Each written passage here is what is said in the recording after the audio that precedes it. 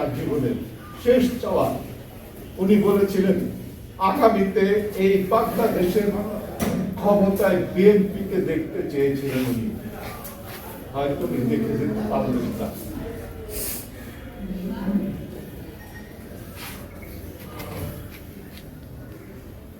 কিন্তু আপনাদের কাছে আমার অনুরোধ থাকবে, ওনার এই শেষ ইচ্ছাকে, এই শোককে যেন আমরা শক্তিতে পরিণত করে আগামী নির্বাচনে বেগম খালেদা জিয়ার ধানের শীষকে এই বাংলাদেশের শাসনভার আমরা তুলে দিতে চাই। আপনারা সেটা পারবেন ইনশাআল্লাহ। ধন্যবাদ আপনাদের সবাইকে। ভালো থাকবেন।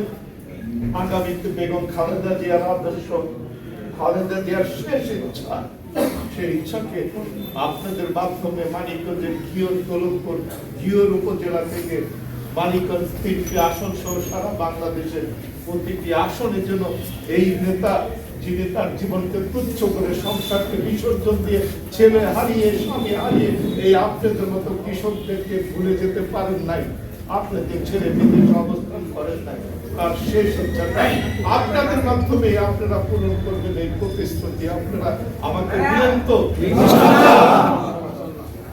আমরা এবার ওনার বিরুদ্ধে যাতে মহান সৃষ্টিকর্তা আল্লাহ তাআলা ওনার জন্য ব্যস্ত নসিব করেন, সেজন্য আজকের এই শোক সভায় আমি ওনার বিধি আত্মার বেহেশতে কামনা করি, দোয়া এবং ওনাকে স্মরণ করার জন্য, দোয়া করার জন্য বা দোয়া করার জন্য আমি আহ্বান জানাবো।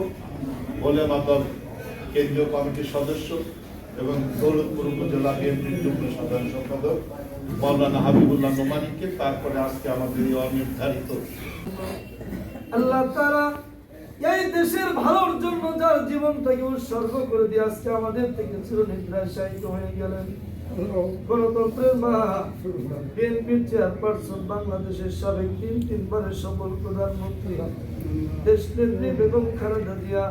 আল্লাহ, অন্যায়ের কাছে যিনি কোনোদিন মাথা নত করেন নাই, অন্যায়ের সাথে কোনোদিন তিনি আপোষ করেন নাই, আমাদের প্রিয় মা বেগম খালেদা জিয়াকে আল্লাহ তুমি জান্নাতবাসী করে দাও। আমিন।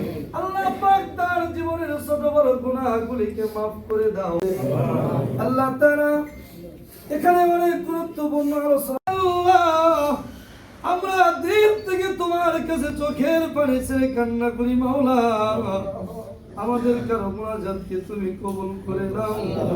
আমাদের চোখের পানির বিনিময় আমাদের প্রিয় নেত্রীর জীবনের সমস্ত গুনাহগুলিকে মাফ করে দাও। আল্লাহ, তাকে তুমি কবরটাকে জান্নাতের বাগিচা বানা দাও, তার কবরের সওয়াল জবাবকে সহজ করে দাও।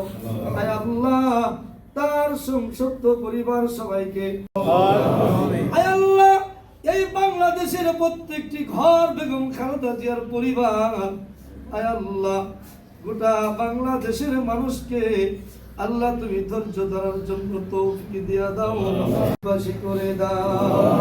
সুবহান রাব্বিকা রাব্বিল ইজ্জাতি আম্মা ইয়াসিফুন ওয়া সালামুন আলাল মুরসালিন ওয়া ইল্লাল্লাহু মুহাম্মাদুর রাসূলুল্লাহ।